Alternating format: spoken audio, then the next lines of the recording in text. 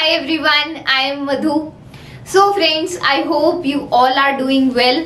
So in this video we are going to discuss this complete chapter और ये video देखने के बाद आपको कार्बन एंड इट्स कंपाउंड का चैप्टर पूरा अच्छे से क्लियर हो जाएगा. So watch the video till the end and share it with your friends.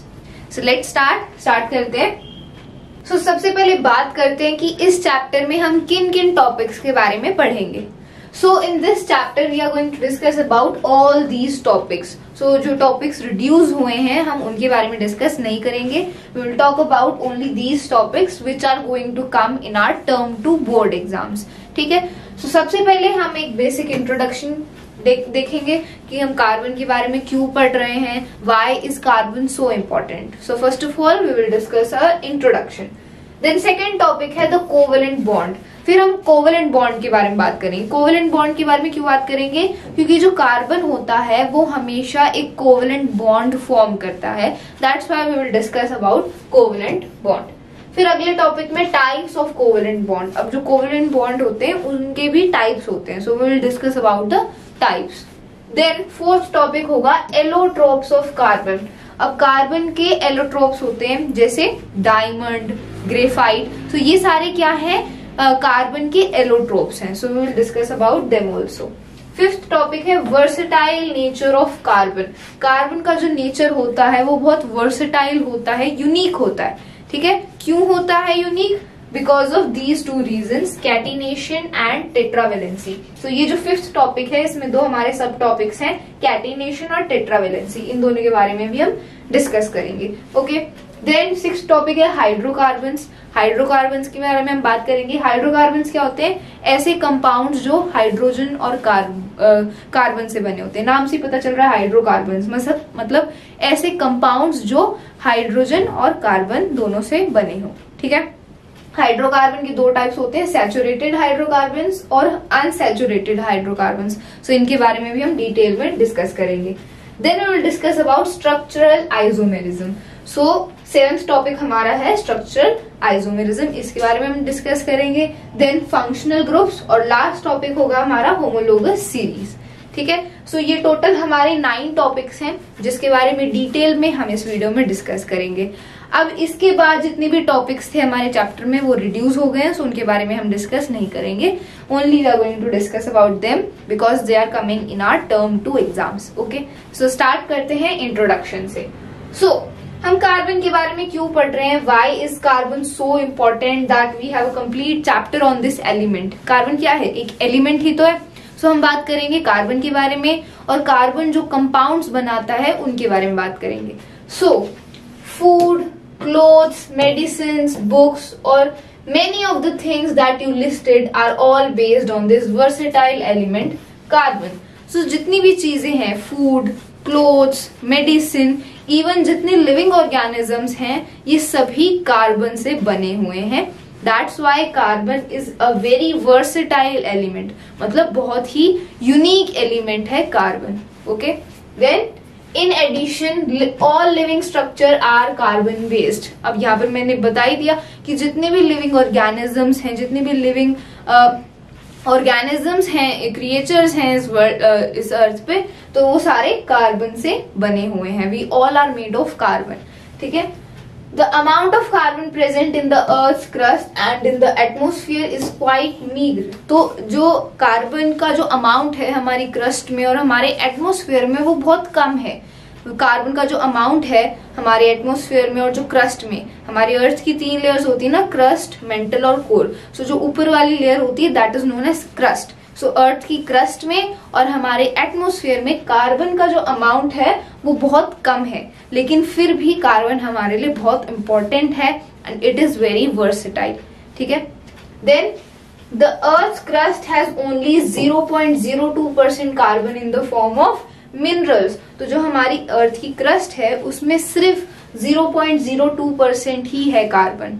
और कार्बन है किस फॉर्म में? मिनरल्स की फॉर्म में. मिनरल्स मतलब कार्बोनेट्स, हाइड्रोजन कार्बोनेट्स, कोल, पेट्रोलियम. तो ये सारे क्या है?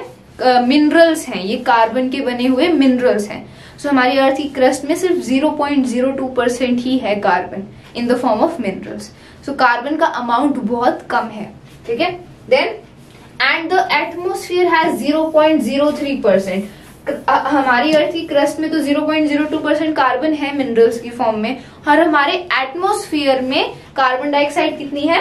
0.03% ऑफ कार्बन डाइऑक्साइड, मतलब सिर्फ 0.03%। मतलब कहने का मतलब ये है कि हमारे एटमोस्फियर और क्रस्ट में कार्बन का अमाउंट बहुत ही कम है। Okay, then in spite of this small amount of carbon available in nature, the importance of carbon seems to be immense।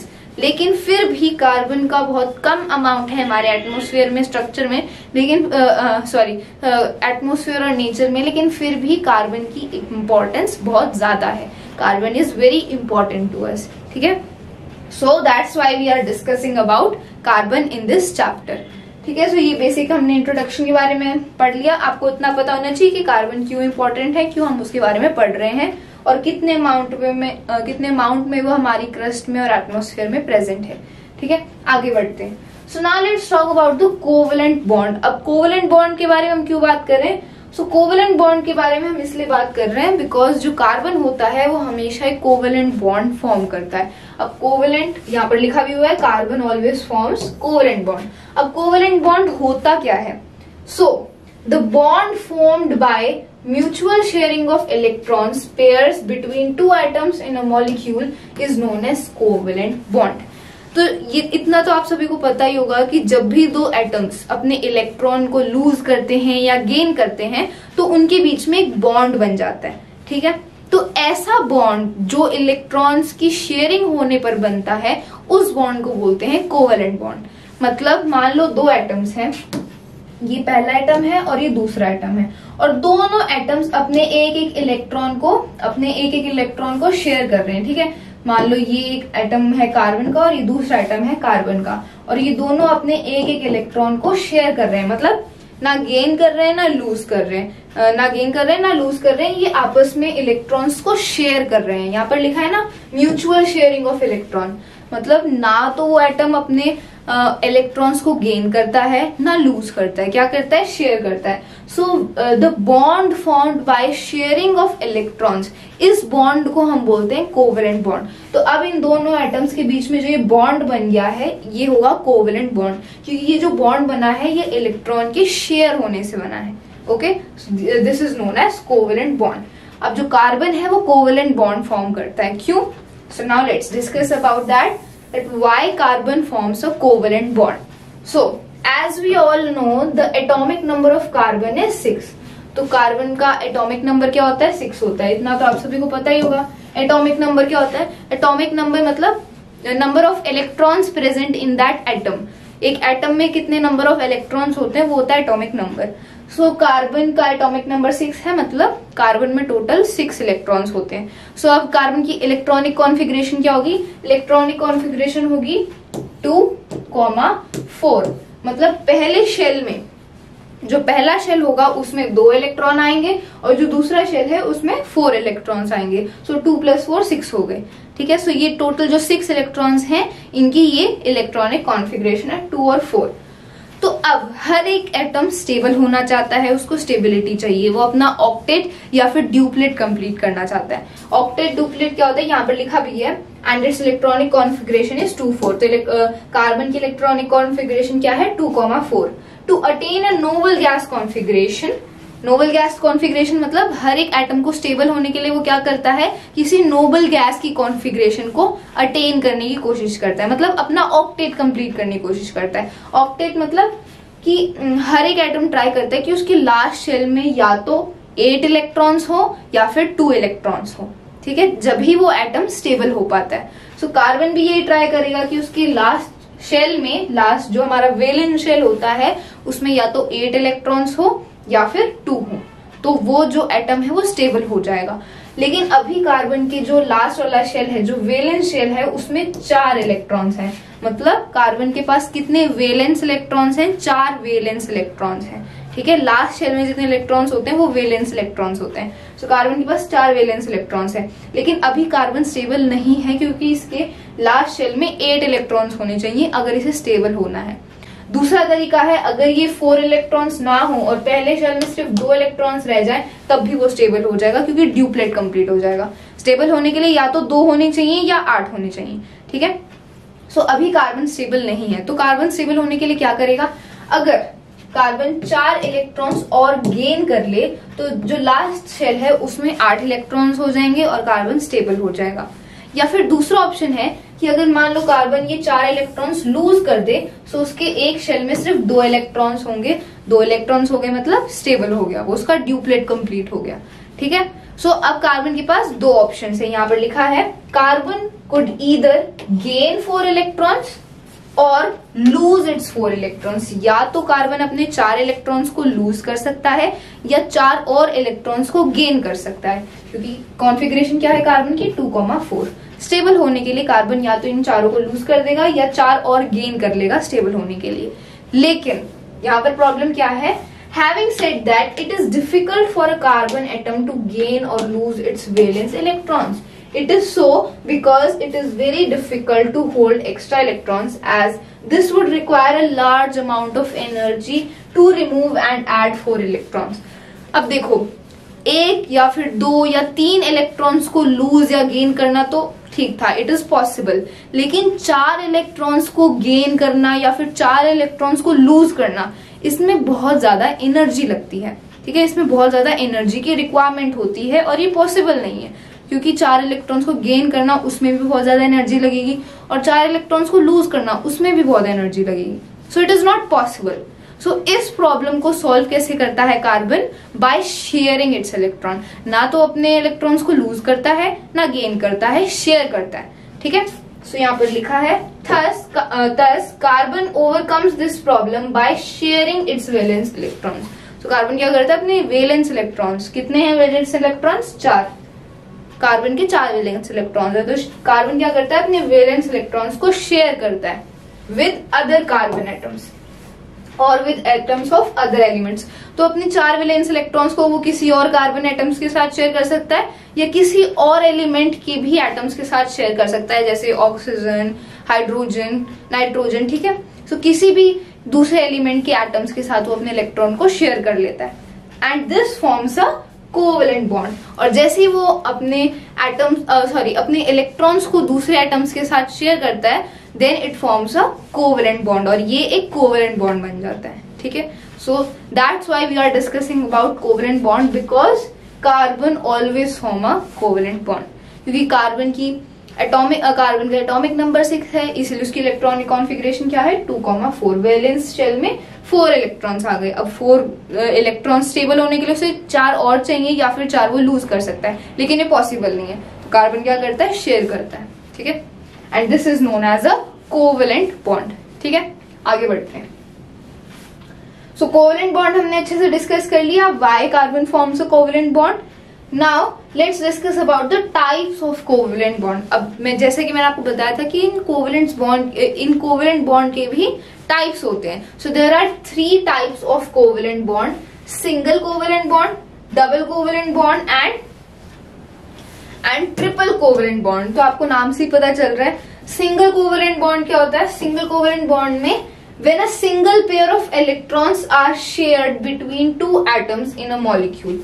तो सिंपल सी बात है, 2 एटम्स हैं और वो एक इलेक्ट्रॉन को शेयर कर रहे हैं, so that is a single covalent bond. जब एक मॉलिक्यूल में 2 एटम्स होते हैं ना, सो एक मॉलिक्यूल में जो 2 एटम्स हैं, अगर वो एक इलेक्ट्रॉन्स को आपस में शेयर कर रहे हैं, then that is known as single covalent bond. Simple, ठीक है। अगर दोनों एटम्स एक इलेक्ट्रॉन को आपस में शेयर कर रहे हैं, then it is a single covalent bond. For example F2Cl2H2, fluorine, chlorine, hydrogen. So ये सारे सिंगल कोवेलेंट बॉन्ड के एग्जाम्पल हैं। आगे इनके बारे में हम डिटेल में डिस्कस करेंगे, ठीक है। डबल कोवेलेंट बॉन्ड क्या होता है, डबल कोवेलेंट बॉन्ड नाम से ही पता चल रहा है, when 2 pairs of electrons are shared between 2 atoms in a molecule। तो एक मॉलिक्यूल में जो 2 एटम्स हैं, अगर वो 2 एटम्स अपने 2 इलेक्ट्रॉन्स को आपस में शेयर करें, then that is known as a double covalent bond, ठीक है। when 2 pairs of electron, अगर दोनों एटम्स अपने 2 इलेक्ट्रॉन्स को आपस में शेयर करें, then that is a double covalent bond. For example O2CO2, ठीक है। So these are the examples of double covalent bond. Now let's discuss about triple covalent bond, मतलब 3 इलेक्ट्रॉन्स, ठीक है। When 3 pairs of electrons are shared between 2 atoms in a molecule, for example N2, तो जब एक molecule में 2 atoms अपने 3 electrons को, 3 pair of electrons को आपस में शेयर करें, then that is a triple covalent bond, for example N2। ठीक है, सो ये 3 टाइप्स ऑफ कोवेलेंट बॉन्ड है, बहुत इजी है। जितने इलेक्ट्रॉन्स वो शेयर कर रहा है वैसा ही उसका कोवेलेंट बॉन्ड बनेगा। एक तो सिंगल कोवेलेंट, 2 इलेक्ट्रॉन शेयर कर रहे हैं देन डबल कोवेलेंट बॉन्ड, और अगर 3 इलेक्ट्रॉन शेयर कर रहे हैं देन ट्रिपल कोवेलेंट बॉन्ड। ठीक है, so now let's move forward. So ये सिंगल बॉन्ड का एग्जाम्पल है। तो यहाँ पर हम देख सकते हैं कि ये हाइड्रोजन के 2 एटम्स हैं और ये सिंगल कोवेलेंट बॉन्ड बना रहे हैं। सो इस एग्जाम्पल को हम समझते हैं। तो देखो, हाइड्रोजन का एटॉमिक नंबर कितना होता है? हाइड्रोजन का एटॉमिक नंबर होता है 1। ठीक है, हाइड्रोजन का एटॉमिक नंबर 1 होता है, मतलब हाइड्रोजन के पास सिर्फ एक ही इलेक्ट्रॉन होता है। ठीक है, सो हाइड्रोजन के एक शेल में सिर्फ एक इलेक्ट्रॉन होता है। अब हाइड्रोजन को स्टेबल होने के लिए, नोबल गैस कॉन्फ़िगरेशन को अटेन करने के लिए हाइड्रोजन को एक इलेक्ट्रॉन और चाहिए, कि फिर उसके पास 2 इलेक्ट्रॉन्स हो जाएंगे और हाइड्रोजन स्टेबल हो जाएगा। क्योंकि हमें पता है किसी भी एटम को स्टेबल होने के लिए या तो ऑक्टेट रूल कंप्लीट करना पड़ता है या फिर ड्यूप्लेट। ऑक्टेट में लास्ट शेल में या 8 इलेक्ट्रॉन्स होने चाहिए और ड्यूप्लेट में लास्ट जो शेल होता है उसमें 2 इलेक्ट्रॉन्स होने चाहिए। तो हाइड्रोजन के पास ऑलरेडी 1 इलेक्ट्रॉन है, अगर 1 इलेक्ट्रॉन और मिल गया तो 2 इलेक्ट्रॉन्स हो जाएंगे, ड्यूप्लेट कंप्लीट हो जाएगा and then hydrogen will be stable. ठीक है, सो हाइड्रोजन के वैलेंस इलेक्ट्रॉन कितने हैं? 1, और हाइड्रोजन को 1 इलेक्ट्रॉन और चाहिए। ठीक है, सो ये हमारे पास हाइड्रोजन के 2 एटम्स हैं। ठीक है, 2 एटम्स हैं, ये एक एटम है, ये दूसरा एटम है, और दोनों के पास एक इलेक्ट्रॉन है और दोनों को एक इलेक्ट्रॉन और चाहिए। ठीक है, स्टेबल होने के लिए। इसको भी एक इलेक्ट्रॉन और चाहिए स्टेबल होने के लिए, और इस वाले एटम को भी एक और इलेक्ट्रॉन चाहिए स्टेबल होने के लिए। ठीक है, तो अब ये दोनों हाइड्रोजन के एटम्स क्या करेंगे? ये अपने अपने एक इलेक्ट्रॉन को आपस में शेयर कर लेंगे। ठीक है, ये क्या करेगा? ये वाला जो एटम है ये अपना एक इलेक्ट्रॉन इस वाले हाइड्रोजन एटम के साथ शेयर कर लेगा। ठीक है, ये वाला जो हाइड्रोजन का एटम है ये अपना एक इलेक्ट्रॉन इस वाले हाइड्रोजन एटम के साथ शेयर कर लेगा, और ये वाला जो हाइड्रोजन एटम है ये भी अपना इलेक्ट्रॉन इस वाले एटम के साथ शेयर कर लेगा। तो दोनों अपने एक इलेक्ट्रॉन्स को आपस में शेयर कर लेंगे। ठीक है, तो अब इनके बीच में बॉन्डिंग हो गई है। इन्होंने अब इलेक्ट्रॉन को शेयर करके एक बॉन्ड बनाया है। तो अभी मैंने बताया जब भी 2 एटम्स इलेक्ट्रॉन को शेयर करके जो बॉन्ड बनाते हैं उसको कोवेलेंट बॉन्ड बोलते हैं। सो ये यहाँ पर कोवेलेंट बॉन्ड बन गया। और ये कौन सा कोवेलेंट बॉन्ड है? सिंगल कोवेलेंट बॉन्ड, क्योंकि यहाँ पर दोनों ने एक इलेक्ट्रॉन को आपस में शेयर किया है। ठीक है, तो अब ये 2 एटम्स थे, हाइड्रोजन के 2 एटम्स थे, जब इन्होंने कोवेलेंट बॉन्ड बनाया तो ये H2 का एक मॉलिक्यूल बन गया। ठीक है, this is a H2 molecule. ये 2 एटम्स थे, इन्होंने अपना एक इलेक्ट्रॉन आपस में शेयर किया, एक सिंगल कोवेलेंट बॉन्ड बनाया और ये एक पूरा H2 का मॉलिक्यूल बन गया। ठीक है, this is a molecule now. So I hope ये आपको अच्छे से क्लियर हो गया। तो यहाँ पर ये पूरा मॉलिक्यूल बन गया और ये 2 इलेक्ट्रॉन्स यहाँ पर ये आपस में शेयर कर रहे हैं। तो इसको रिप्रेजेंट कैसे करते हैं? यहाँ पर आप देख सकते हो ये एक एटम है, ये एक एटम है, इसका एक इलेक्ट्रॉन ये रहा और इसका एक इलेक्ट्रॉन ये रहा, ये आपस में कर रहे हैं शेयर, तो ये बीच में आएगा। सो इन्होंने एक इलेक्ट्रॉन अपना शेयर किया है, सिंगल कोवेलेंट बॉन्ड बना है। ठीक है, तो जब भी कोई 2 एटम्स आपस में सिंगल कोवेलेंट बॉन्ड बनाते हैं तो उसको हम रिप्रेजेंट कैसे करेंगे? ऐसे। ठीक है, एक ही हाइड्रोजन का एटम, ये दूसरा हाइड्रोजन का एटम, सिंगल कोवेलेंट बॉन्ड बना है, इसका मतलब बीच में हम एक डैश लगा देंगे। ठीक है, सो ये बहुत इंपॉर्टेंट है, आपको पता होना चाहिए कि हम कैसे रिप्रेजेंट करेंगे।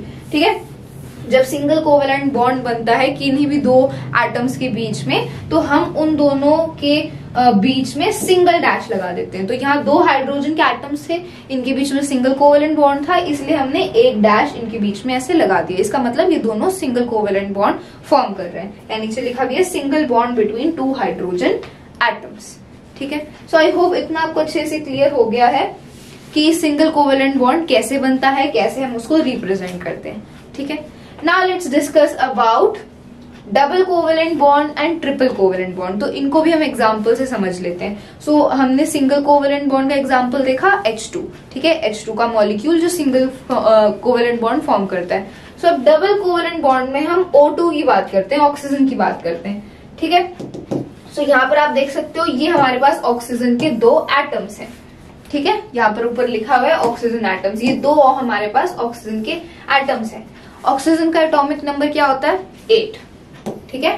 जो ऑक्सीजन है उसका एटॉमिक नंबर 8 होता है। सो इलेक्ट्रॉनिक कॉन्फ़िगरेशन क्या होगी ऑक्सीजन की? पहले शेल में 2 इलेक्ट्रॉन्स और दूसरे शेल में 6 इलेक्ट्रॉन्स, ठीक है। तो अब जो वैलेंस शेल है उसमें कितने वैलेंस इलेक्ट्रॉन्स है? 6 वैलेंस इलेक्ट्रॉन्स है।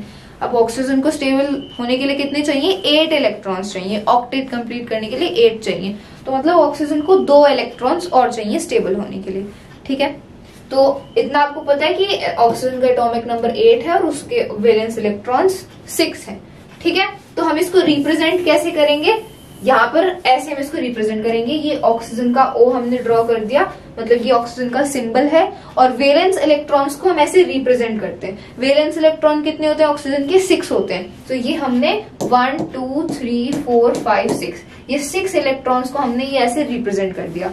ऐसे हमने क्रॉस से इलेक्ट्रॉन्स को हम रिप्रेजेंट कर रहे हैं। कैसे भी आप रिप्रेजेंट कर सकते हो, it is just a way of representing the valence electrons. तो 6 वैलेंस इलेक्ट्रॉन्स है, तो ये ऑक्सीजन के 1 2 3 4 5 6। तो ये एक एटम है ऑक्सीजन का। दूसरा एटम है ऑक्सीजन का, उसके भी 6 वैलेंस इलेक्ट्रॉन होंगे, ठीक है। सो 1 2 3 4 5 6। अब ऑक्सीजन को स्टेबल होने के लिए कितने इलेक्ट्रॉन्स और चाहिए? 2 इलेक्ट्रॉन्स और चाहिए। तो ये वाला जो एटम है इसको भी 2 इलेक्ट्रॉन्स और चाहिए, और ये वाला जो एटम है इसको भी 2 इलेक्ट्रॉन्स और चाहिए स्टेबल होने के लिए। तो ये दोनों जो एटम्स हैं ये आपस में क्या करेंगे?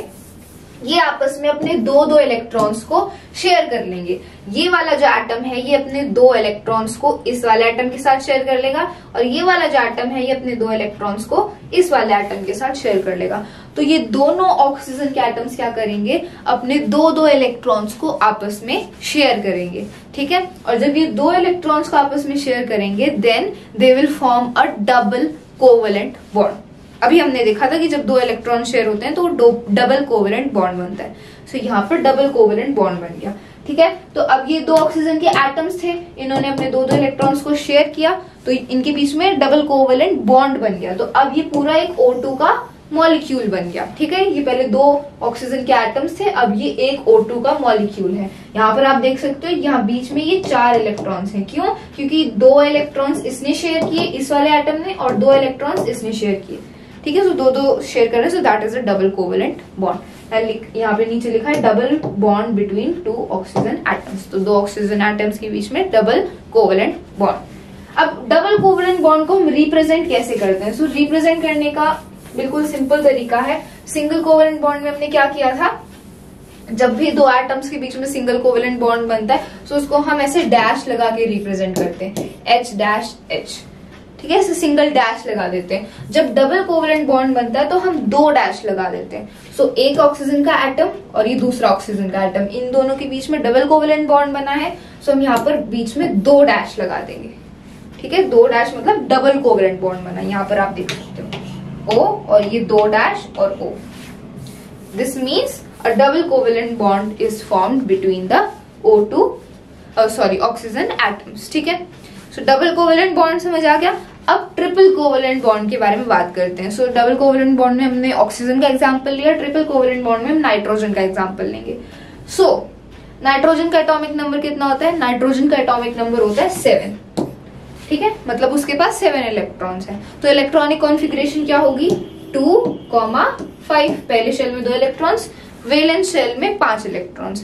तो नाइट्रोजन के पास कितने वैलेंस इलेक्ट्रॉन्स हैं? 5 वैलेंस इलेक्ट्रॉन्स हैं। अब नाइट्रोजन को स्टेबल होने के लिए कितने इलेक्ट्रॉन्स और चाहिए? 3 चाहिए। 3 इलेक्ट्रॉन्स और मिल जाएंगे तो 8 हो जाएंगे, then it will be stable.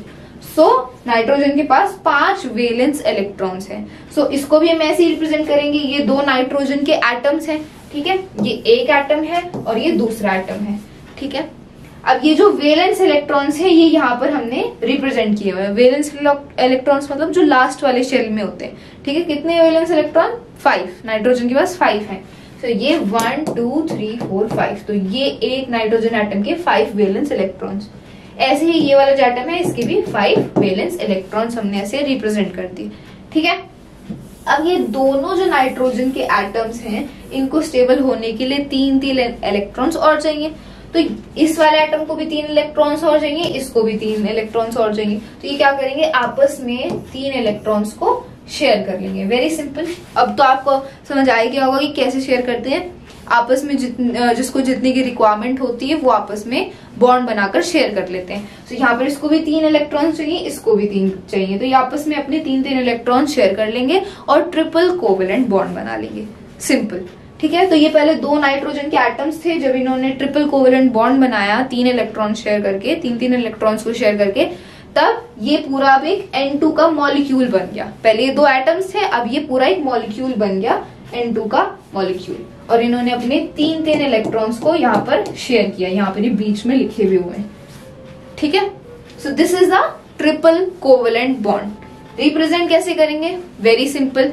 हमने देखा कि सिंगल कोवेलेंट बॉन्ड में हम सिंगल डैश लगाते हैं, डबल कोवेलेंट बॉन्ड में हम डबल डैश लगाते हैं, और जब ट्रिपल कोवेलेंट बॉन्ड बनता है तब हम 3 डैश लगाएंगे।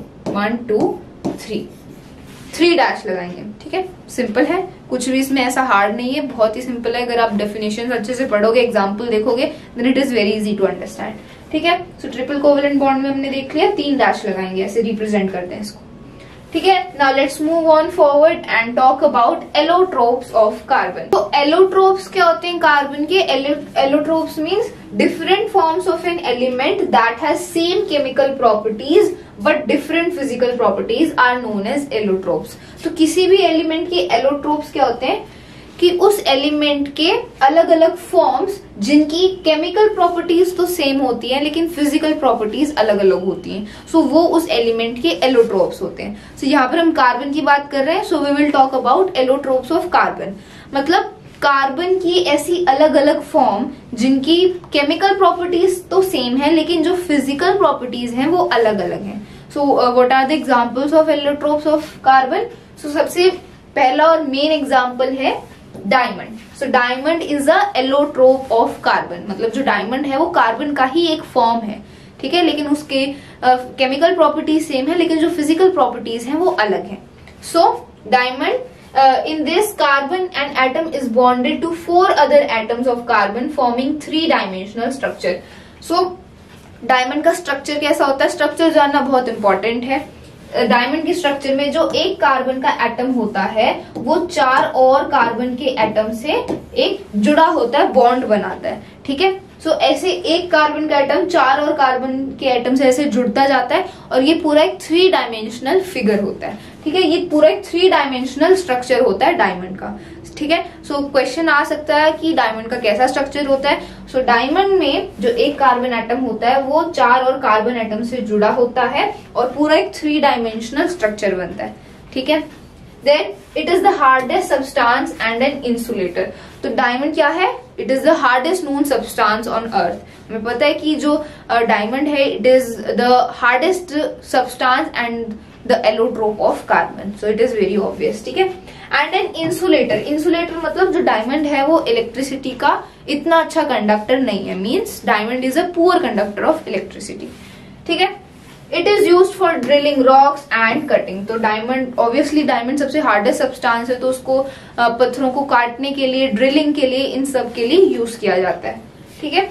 It is also use for making jewellery. Obviously diamond को हम ज्वेलरी बनाने में भी यूज करते हैं। So these are the main uses of diamond. और डायमंड का स्ट्रक्चर कैसा होता है? 3 डायमेंशनल स्ट्रक्चर होता है। एक कार्बन का एटम 4 और कार्बन के एटम से ऐसे जुड़ते हुए 3 डायमेंशनल स्ट्रक्चर बनाता है, ठीक है। सो diamond is a allotrope of carbon. ये कार्बन का ही एक एलोट्रोप है, ठीक है। सो ये पहला एलोट्रोप था। Now let's discuss about graphite. So carbon का दूसरा एलोट्रोप है ग्रेफाइट। तो ग्रेफाइट के बारे में बात करते हैं। तो ये जितने भी एलोट्रोप्स हैं जिनके बारे में बात कर रहे हैं, अभी हमने डायमंड के बारे में पढ़ा, अब हम ग्रेफाइट पढ़ रहे हैं। इन सबकी केमिकल प्रॉपर्टीज तो सेम है लेकिन फिजिकल प्रॉपर्टीज डिफरेंट है, इस बात का ध्यान रखना है, ठीक है। So graphite, in this each carbon atom is bonded to 3 other carbon atoms in the same plane giving a hexagonal array. तो ग्रेफाइट में क्या होता है कि एक कार्बन का एटम 3 और कार्बन के एटम से जुड़कर एक हेक्सागोनल एरे बनाता है। मतलब एक हेक्सागन टाइप का फिगर बन जाता है। हेक्सागन क्या होता है? ऐसा पॉलीगन जिसमें 6 साइड्स होती हैं। पढ़ाई होगा आपने, ऐसा पॉलीगन जिसमें 6 साइड्स होती हैं, ठीक है। तो ग्रेफाइट में क्या होता है कि एक कार्बन का एटम 3 और कार्बन के एटम से जुड़ के एक हेक्सागोनल टाइप का फिगर, उसका स्ट्रक्चर बन जाता है, ठीक है, और एक ही प्लेन में जुड़ते हैं वो, मतलब एक ही प्लेन में। सो यहाँ पर आप डायग्राम में भी देख सकते हो। Graphite is smooth and slippery. तो जो ग्रेफाइट का जो फिजिकल प्रॉपर्टी होती है, ग्रेफाइट कैसा होता है, स्मूथ और स्लिपरी होता है। ग्रेफाइट का यूज हम पेंसिल की लीड में भी करते हैं। जो पेंसिल की लीड होती है वो ग्रेफाइट से ही बनी होती है, इसलिए आपने देखा होगा कि जो पेंसिल की लीड होती है वो स्मूथ और स्लिपरी होती है बिकॉज ऑफ ग्रेफाइट, ठीक है।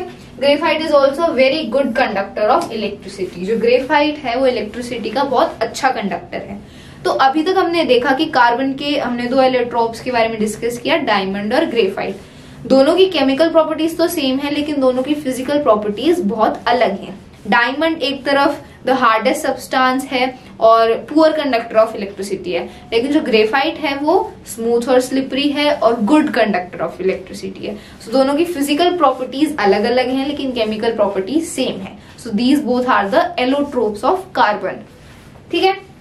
सो ग्रेफाइट के बारे में हमने पढ़ लिया। नाउ थर्ड एलोट्रोप है कार्बन का, बुकमिंस्टर फुलरीन, जिसको हम C60 भी बोलते हैं, ठीक है। C60 इसका ये केमिकल नेम है। This is also known as Buckminster fullerene. So this is the third allotrope of carbon. It is an allotrope of the carbon containing cluster of 60 carbon atoms joined together to form spherical molecules. It is dark solid at room temperature. तो यहाँ पर आप देख सकते हो कि ये जो बुकमिंस्टर फुलरीन, ये जो थर्ड एलोट्रोप है कार्बन का, इसमें क्या होता है, ये 60 कार्बन एटम्स का क्लस्टर होता है, मतलब 60 कार्बन एटम्स का क्लस्टर होता है और ये पूरा एक स्फेरिकल शेप में होता है, ऐसे फुटबॉल टाइप शेप में होता है, ठीक है।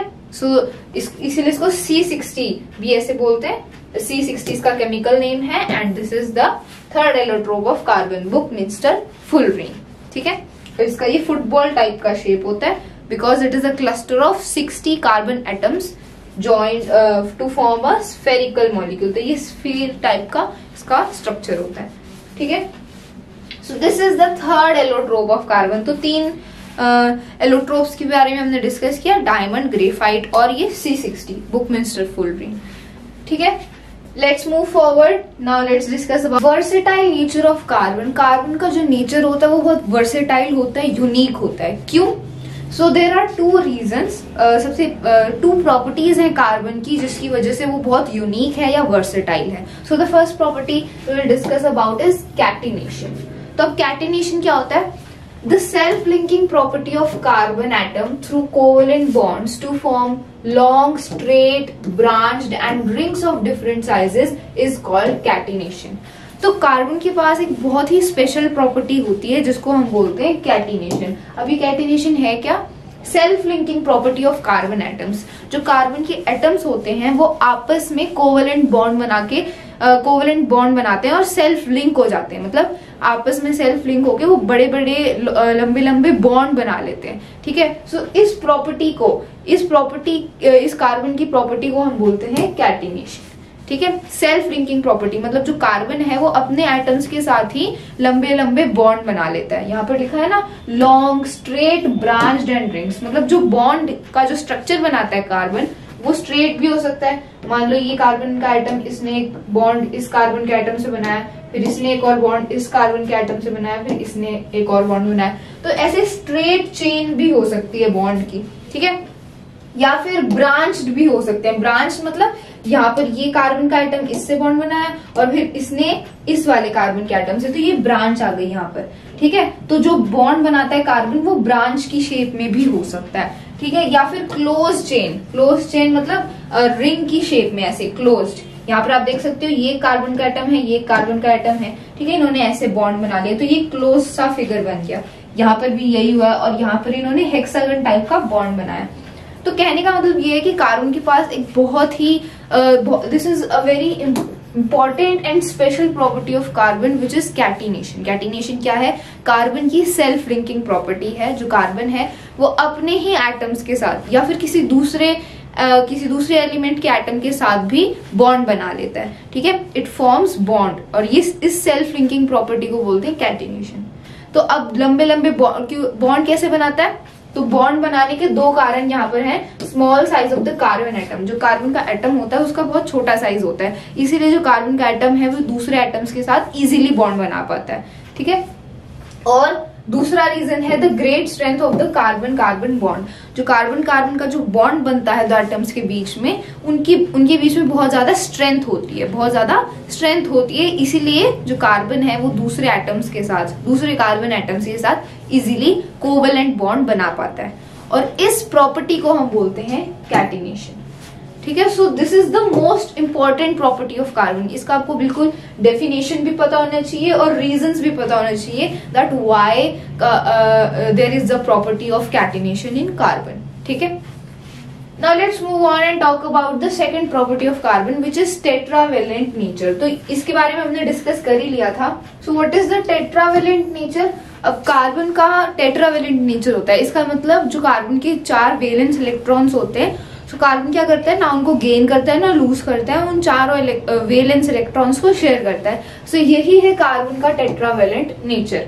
सो डेफिनेशन में क्या है, as we all know that carbon is an atom that has 4 valence electrons. हमें पता है कार्बन का एटॉमिक नंबर 6 है, इलेक्ट्रॉनिक कॉन्फ़िगरेशन क्या है 2,4। तो वैलेंस इलेक्ट्रॉन्स कितने कार्बन के पास 4। Since carbon can neither lose nor gain its valence electrons to attain an octet, it forms a covalent bond. We are sharing its 4 valence electrons with other atoms. तो हमें पता है कि carbon ना तो इन 4 electrons को loose कर सकता है, ना 4 और इलेक्ट्रॉन्स गेन कर सकता है ऑक्टेट बनाने के लिए। तो कार्बन क्या करता है, अपने इन 4 वैलेंस इलेक्ट्रॉन्स को शेयर करता है और कोवेलेंट बॉन्ड बना लेता है। सो इसी प्रॉपर्टी, इस कार्बन की इस प्रॉपर्टी को शेयर करना अपने 4 वैलेंस इलेक्ट्रॉन्स को और कोवेलेंट बॉन्ड बनाना, इस प्रॉपर्टी को ही बोलते हैं टेट्रावेलेंट नेचर या फिर टेट्रावेलेंसी। टेट्रा मतलब 4। ठीक है, तो यहाँ पर जो कार्बन है वो अपने 4 वैलेंस इलेक्ट्रॉन्स को शेयर करता है, that's why we call it tetravalency या टेट्रावेलेंट नेचर। ठीक है, सो हमने कार्बन की 2 प्रॉपर्टीज के बारे में डिस्कस किया, कैटिनेशन और टेट्रावेलेंट नेचर। सो ये 2 प्रॉपर्टीज ही हैं जो कार्बन को वर्सेटाइल बनाती हैं, यूनिक बनाती हैं, और इन्हीं 2 प्रॉपर्टीज की वजह से जो कार्बन है वो दूसरे एटम्स के साथ इजीली बॉन्ड बना पाता है और इजीली नए नए कंपाउंड्स बना पाता है। So carbon forms a huge number of compounds with other elements. ठीक है, इसीलिए हम ये पूरा चैप्टर पढ़ रहे हैं कार्बन एंड इट्स कंपाउंड, क्योंकि कार्बन बहुत सारे कंपाउंड्स बनाता है, बहुत सारे कंपाउंड्स बनाता है। Why? Because of these properties, catenation and its tetravalent nature. ठीक है, so that's why carbon is very versatile. So हमने इस टॉपिक के बारे में इजीली अच्छे से पढ़ लिया। Now let's move on towards hydrocarbon. So hydrocarbon क्या होते हैं? हाइड्रोकार्बन वो कंपाउंड होते हैं जो हाइड्रोजन और कार्बन से बने होते हैं। सो नाम से ही पता चल रहा है हाइड्रोकार्बन मतलब ऐसे कंपाउंड जो हाइड्रोजन और कार्बन से बने हों। ठीक है, तो यहाँ लिखा भी है हाइड्रोकार्बन की definition, compounds made of carbon and hydrogen.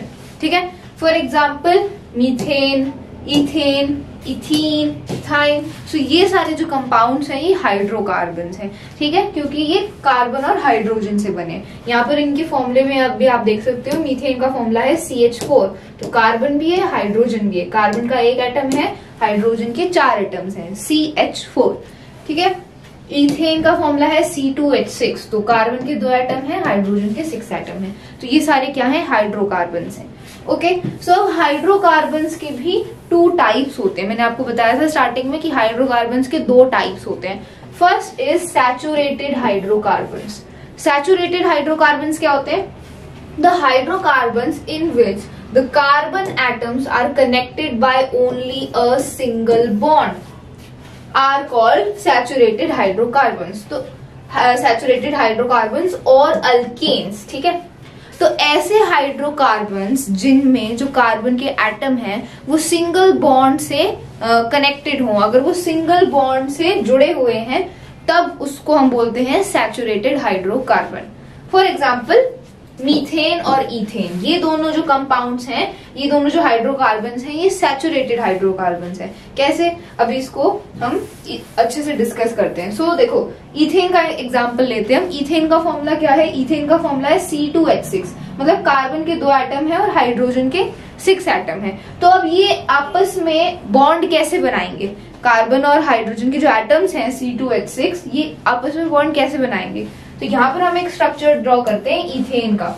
So C2H6 मतलब कार्बन के 2 एटम्स, ये कार्बन के 2 एटम्स हैं, ठीक है, इन्होंने आपस में एक बॉन्ड बना दिया। और हाइड्रोजन के कितने एटम्स हैं, 6 एटम्स हैं।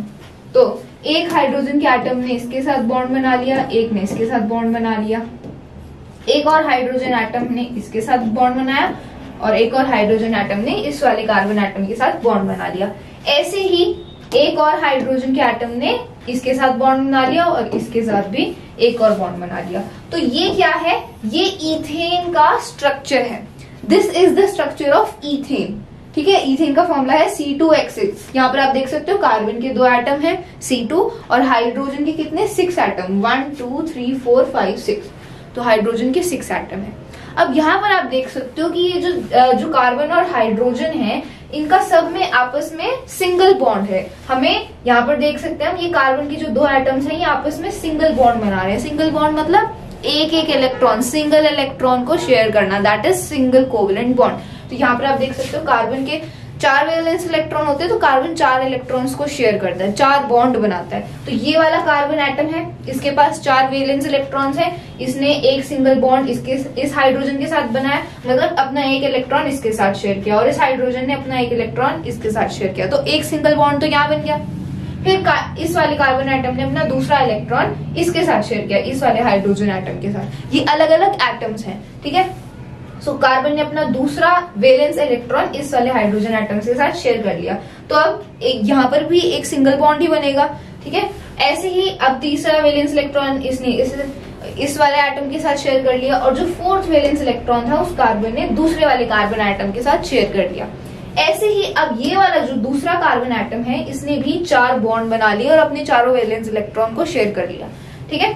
यहाँ पर एक इसने इसके साथ शेयर किया, एक इस हाइड्रोजन एटम के साथ, एक इस हाइड्रोजन एटम के साथ, और एक इसने दूसरे कार्बन एटम के साथ अपने चारों वैलेंस इलेक्ट्रॉन को शेयर कर लिया। तो यहाँ पर हम देख सकते हैं कि दोनों जो कार्बन एटम है उनके बीच में सिंगल बॉन्ड है, मतलब दोनों ने एक एक इलेक्ट्रॉन ही शेयर किया है, सिंगल बॉन्ड बना है।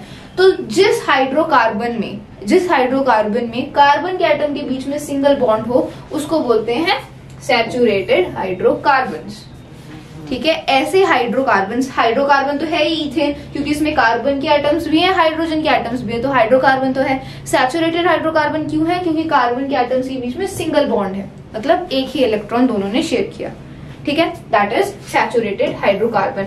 अब सैचुरेटेड हाइड्रोकार्बन को हम अल्केन्स भी बोलते हैं, ठीक है। यहाँ पर मैं लिख रही हूँ, इनको हम अल्केन्स भी बोलते हैं, ALKANES, अल्केन्स। जो सैचुरेटेड हाइड्रोकार्बन्स हैं उनको हम अल्केन्स भी बोलते हैं, ठीक है।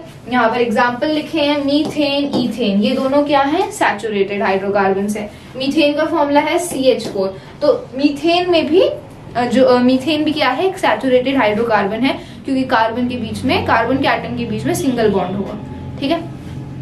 सो सैचुरेटेड हाइड्रोकार्बन, आई होप सबको समझ आ गया है। Now let's discuss about the second type of hydrocarbon which is unsaturated hydrocarbons.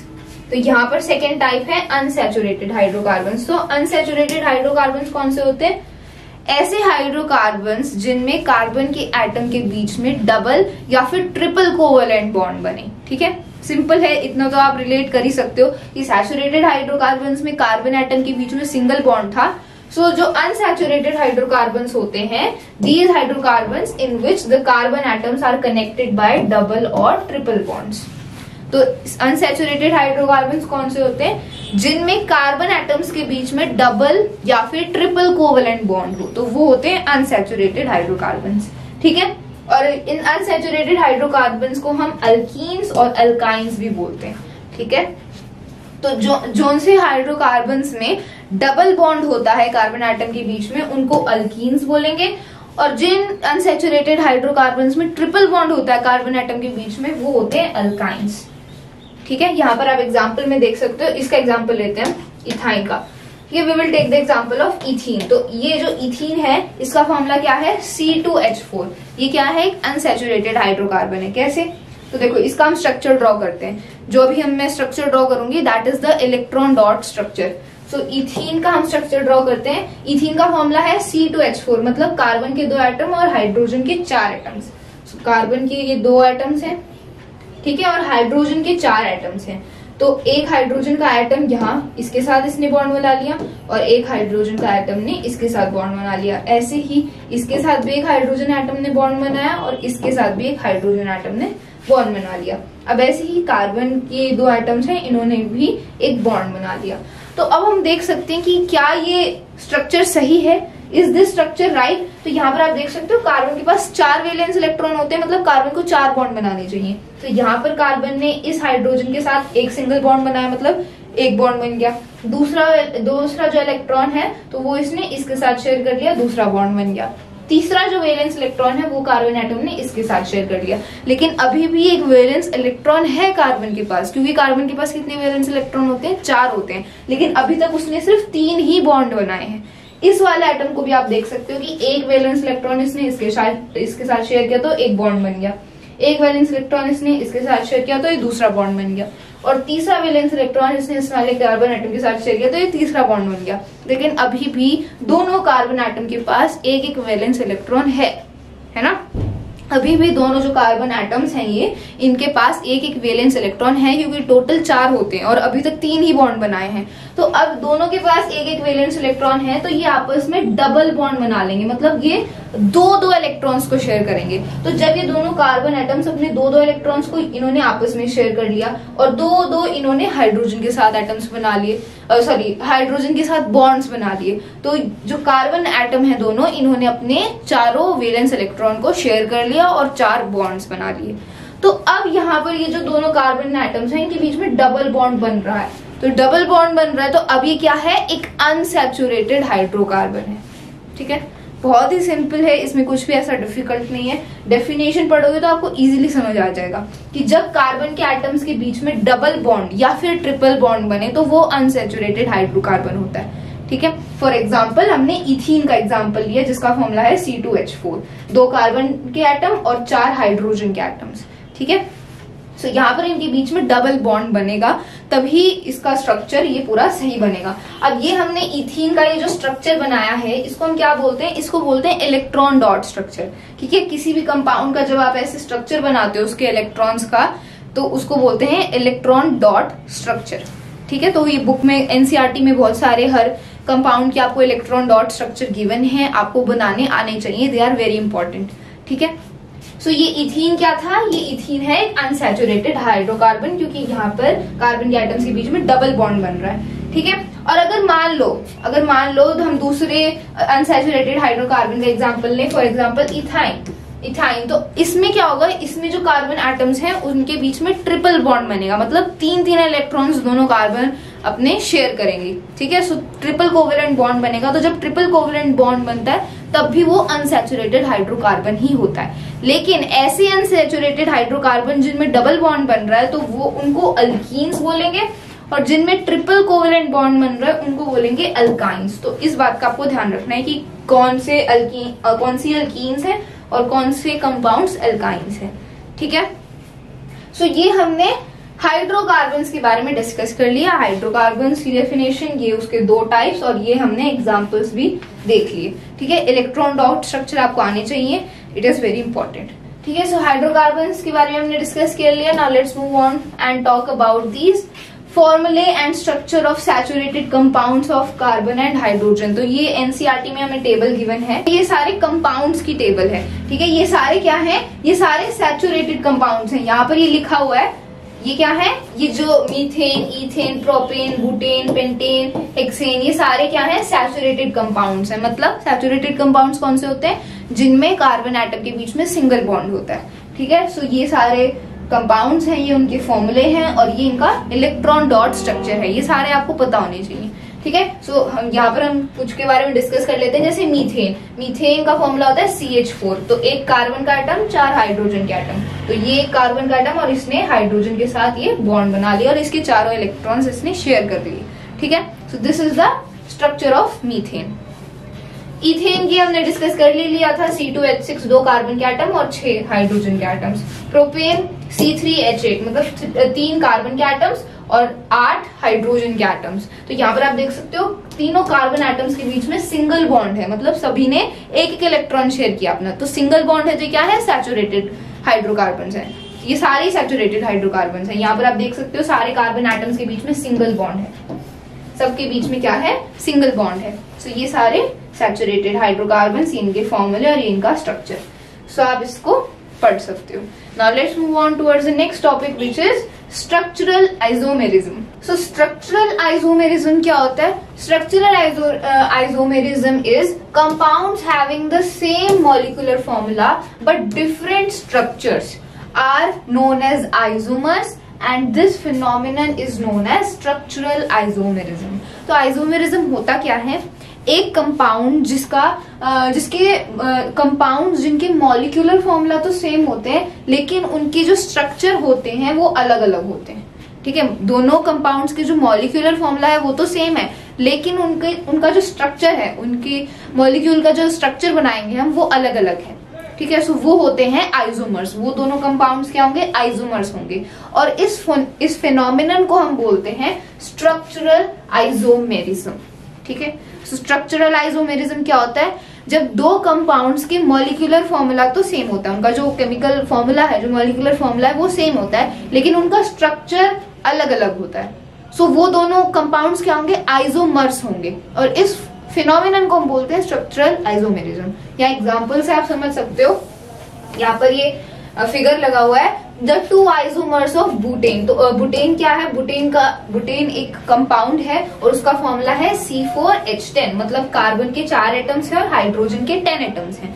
तो अब हम देख सकते हैं कि ये जो कंपाउंड है इसका स्ट्रक्चर एक ये है और ये ही दूसरा स्ट्रक्चर है। तो ये दोनों क्या है? इसके आइसोमर्स हैं। These two are the isomers of butane. ठीक है, यहाँ पर आप देख सकते हो ये जो स्ट्रक्चर है ये क्या है? स्ट्रेट चेन बनी है, मतलब यहाँ पर जो कार्बन एटम्स है उसकी एकदम स्ट्रेट चेन बनी है। लेकिन यहाँ पर जो कार्बन एटम्स है उसकी रिंग्स में या फिर क्लोज चेन बनी है। ठीक है, अभी हमने देखा था ना कि स्ट्रक्चर कैसे बनाता है कार्बन एटम। जब कार्बन एटम आपस में बॉन्ड करते हैं तो उसकी एक स्ट्रेट ऐसे लाइन भी बन सकती है या फिर ऐसे चेन में भी बन सकता है, क्लोज भी बन सकता है। ठीक है, सो ये स्ट्रक्चर अलग अलग हो जाता है। तो यहाँ पर हम देख सकते हैं कि ये दोनों जो कंपाउंड्स हैं इनका फॉर्मूला तो C4H10 ही है, दोनों का मॉलिक्यूलर फॉर्मूला सेम है लेकिन दोनों के स्ट्रक्चर अलग अलग है। यहाँ पर स्ट्रेट चेन बनी है कार्बन एटम्स की और यहाँ पर रिंग शेप में या क्लोज शेप में बनी है। ठीक है, लेकिन दोनों का मॉलिक्यूलर फॉर्मूला सेम है। यहाँ पर भी 4 कार्बन के एटम्स हैं, यहाँ पर भी 4 कार्बन के एटम्स हैं, यहाँ पर 10 हाइड्रोजन के एटम्स हैं, यहाँ पर भी 10 हाइड्रोजन के एटम्स हैं। ठीक है, मॉलिक्यूलर फॉर्मूला सेम है, स्ट्रक्चर अलग है। और जो अब ये दोनों क्या है? आइसोमर्स हैं। जो दो आइसोमर्स होते हैं उनकी फिजिकल और केमिकल प्रॉपर्टीज भी डिफरेंट होती हैं। डिफरेंट तो होंगी क्योंकि अगर स्ट्रक्चर अलग हो गया तो उनकी फिजिकल और केमिकल प्रॉपर्टीज भी अलग हो जाएंगी, लेकिन उनका फॉर्मूला हमेशा सेम रहता है। ठीक है, फॉर्मूला सेम रहेगा, स्ट्रक्चर अलग अलग होते हैं इसीलिए उनकी फिजिकल और केमिकल प्रॉपर्टीज भी अलग होती हैं उन दोनों आइसोमर्स की। और इस फिनोमिनन को बोलते हैं स्ट्रक्चरल आइसोमेरिज्म। ठीक है, सो बहुत इजी था, ये हमने बुटेन का यहाँ पर एग्जाम्पल लिया। Let's move forward and talk about functional group. So functional groups क्या होते हैं? फंक्शनल ग्रुप होते हैं एन एटम और group of atoms present in a molecule which largely determines its chemical properties are called functional group. तो functional group क्या होते हैं? एटम्स या फिर ग्रुप ऑफ एटम्स जो कि एक मॉलिक्यूल में होते हैं और वो एटम या ग्रुप ऑफ एटम उस मॉलिक्यूल की केमिकल प्रॉपर्टी को डिटरमाइन करते हैं। ठीक है, सो वो एटम और उन या फिर ग्रुप ऑफ एटम्स को हम बोलते हैं फंक्शनल ग्रुप। ठीक है, तो फंक्शनल ग्रुप क्या होते हैं? वो एटम या फिर ग्रुप ऑफ एटम एक मॉलिक्यूल में जो उसकी केमिकल प्रॉपर्टीज को डिटरमाइन करते हैं, those are known as functional group. जैसे फॉर एग्जांपल यहाँ पर हम ब्यूटेन का एग्जांपल लेते हैं। तो ब्यूटेन का केमिकल मॉलिक्यूलर फॉर्मूला क्या होता है? C4H10। ठीक है, सो ये क्या है? ब्यूटेन का मॉलिक्यूलर फॉर्मूला है। अब इसका हम स्ट्रक्चर ड्रॉ करते हैं। तो देखो इसका स्ट्रक्चर कैसा होगा? अभी हमने देखा था कार्बन के 4 एटम्स और हाइड्रोजन के 10 एटम्स। सो ये हाइड्रोजन के 10 एटम्स हो गए। यहाँ पर इसके साथ ये बॉन्ड बना लेंगे। ठीक है, तो ये क्या है, ये ब्यूटेन का स्ट्रक्चर है। यहाँ पे 4 कार्बन के एटम्स है और 10 हाइड्रोजन के एटम्स हैं। और अगर मान लो अब इस अब ये यहाँ पर ये जो ब्यूटेन है ये क्या है, हाइड्रोकार्बन है, क्योंकि इसमें हाइड्रोजन और कार्बन दोनों के एटम्स हैं। ठीक है, तो अब मान लो इस हाइड्रोजन की जगह यहाँ पर मैं क्लोरीन लगा दूं। ठीक है, यहाँ पर हाइड्रोजन की जगह अगर मैं क्लोरीन का कोई एटम लगा दूं तो अब ये जो ब्यूटेन है इसकी पूरी प्रॉपर्टीज चेंज हो जाएंगी। ठीक है, मैंने क्या किया, हाइड्रोजन को हटा के यहाँ पर क्लोरीन का एक एटम लगा दिया, या फिर क्लोरीन का ग्रुप ऑफ एटम भी लग सकता है, एक एटम या फिर ग्रुप ऑफ एटम भी लग सकता है हाइड्रोजन की जगह। ठीक है, उस हाइड्रोकार्बन में अगर हाइड्रोजन की जगह में और कोई एटम या ग्रुप ऑफ एटम लगा दूं तो उस पूरा जो कंपाउंड होता है, वो पूरा जो मॉलिक्यूल होता है, उसकी केमिकल प्रॉपर्टीज चेंज हो जाती हैं। ठीक है, तो अब पहले ये क्या था, ब्यूटेन था, जब यहाँ पर ये कार्बन के एटम्स हाइड्रोजन के एटम से जुड़े हुए थे। लेकिन जब मैंने यहाँ पर क्लोरीन लगाया तो ये क्या बन गया, क्लोरोब्यूटेन। ठीक है, जब मैंने यहाँ पर क्लोरीन लगा दिया हाइड्रोजन की जगह तो ये बन गया क्लोरोब्यूटेन। ठीक है, और ये जो क्लोरीन का एटम है जिसने इस पूरी मॉलिक्यूल की केमिकल प्रॉपर्टीज को चेंज कर दिया, यही क्या है, हमारा फंक्शनल ग्रुप। ठीक है, तो फंक्शनल ग्रुप क्या होते हैं, वो एटम या फिर ग्रुप ऑफ एटम जो एक मॉलिक्यूल में उसकी केमिकल प्रॉपर्टीज को डिटरमाइन करें। ठीक है, तो यहाँ पर जब मैंने हाइड्रोजन की जगह क्लोरीन का एटम लगाया तो इसकी प्रॉपर्टीज चेंज हो गई। तो ये क्लोरीन का एटम क्या है, फंक्शनल ग्रुप है। ठीक है, these are known as functional group. तो ये आपकी एनसीईआरटी की बुक में टेबल गिवन है, बहुत कुछ फंक्शनल ग्रुप के एग्जांपल्स गिवन है, सो आप इसको भी देख सकते हो। सो it is very easy. Functional group क्या होते हैं, एटम या फिर ग्रुप ऑफ एटम भी हो सकता है जो हाइड्रोजन की जगह, ये याद रखना है, हाइड्रोजन की जगह उस एटम को अगर हम प्लेस करें तो उसकी पूरी प्रॉपर्टीज चेंज हो जाती हैं। So, वो एटम या ग्रुप ऑफ एटम क्या होता है, फंक्शनल ग्रुप होता है। Okay, let's move forward and talk about homologous series. So homologous series क्या होता है, series of organic compounds having the same functional group and the chemical properties and successive members differ by a CH2 unit or 14 mass units are known as homologous series। तो homologous series क्या है, एक ऐसी series of organic compounds जिसमें वो जितने भी compounds हैं, जितनी उस सीरीज में जितने भी कंपाउंड्स हैं उनके फंक्शनल ग्रुप सेम हैं, उनकी केमिकल प्रॉपर्टीज भी सेम है, और वो सारे जो कंपाउंड्स हैं उनके बीच में CH2 यूनिट का डिफरेंस है। तो अब इसको हम एक एग्जांपल की हेल्प से समझते हैं। जैसे अभी हमने एक टेबल देखी थी जो बुक में भी गिवन है, विच वाज सैचुरेटेड कंपाउंड्स की, उसमें फॉर्मूले लिखे थे और उसमें उसके स्ट्रक्चर बने हुए थे। ठीक है, सो उसमें से हम एग्जाम्पल लेते हैं। सबसे पहले CH4। तो CH4 किसका फॉर्मूला है, मीथेन का फॉर्मूला है। अगला कंपाउंड, अगला इसकी सीरीज में इससे अगला कंपाउंड था C2H6। ठीक है, और इससे अगला कंपाउंड था C3H8। ठीक है, उस टेबल में ये तीनों ऐसे कंपाउंड सीरीज में गिवन थे। तो अब ये जो कंपाउंड की जो सीरीज है, इनमें जितने भी कंपाउंड्स हैं, इनके बीच में CH2 यूनिट का डिफरेंस है। ये तीनों जो कंपाउंड्स हैं इनके बीच में CH2 यूनिट का डिफरेंस है। कैसे, तो यहाँ पर आप देख सकते हो कि यहाँ पर CH4 में एक कार्बन का एटम है और 4 हाइड्रोजन के एटम है, और यहाँ पर C2H6 में 2 कार्बन के एटम है और 6 हाइड्रोजन के एटम है। तो इनके बीच में डिफरेंस कितना हुआ, CH2 का डिफरेंस हो गया। इनके बीच में कितना डिफरेंस है, इनके बीच में CH2 यूनिट का डिफरेंस है। कैसे, माइनस करके आप देख सकते हो, अगर C2 में से C माइनस करोगे तो C आ जाएगा, और H6 में से H4 माइनस करोगे तो H2 आ जाएगा। मतलब इन दोनों कंपाउंड्स के बीच में CH2 यूनिट का डिफरेंस है। ठीक है, अब ऐसे ही ये दोनों जो कंपाउंड्स हैं C2H6 और C3H8, इनके बीच में भी CH2 यूनिट का ही डिफरेंस है। देख सकते हो, यहाँ पर कार्बन के 2 एटम हैं, यहाँ पर कार्बन के 3 एटम हैं, यहाँ हाइड्रोजन के 6 एटम हैं, यहाँ हाइड्रोजन के 8 एटम हैं। तो डिफरेंस कितना हुआ, तो C3 माइनस C2 कितना हो जाएगा, C आ जाएगा। H8 माइनस H6 कितना आएगा, H2। तो इनके बीच में भी CH2 यूनिट का ही डिफरेंस है। तो ये क्या है, ये होमोलोगस सीरीज है। यही हमारी क्या है, होमोलोगस सीरीज है। क्या है homologous series, a series of organic compounds which differ by a unit of CH2। मतलब एक ऐसी ऑर्गेनिक कंपाउंड की सीरीज जिनके बीच में CH2 यूनिट का डिफरेंस होता है। ठीक है। अब ये सारे जो ऑर्गेनिक कंपाउंड्स हैं इनके फंक्शनल ग्रुप भी सेम होते हैं और इनकी जो केमिकल प्रॉपर्टीज होंगी वो भी सेम होंगी, ठीक है। सो ये होती है होमोलोगस सीरीज, ठीक है।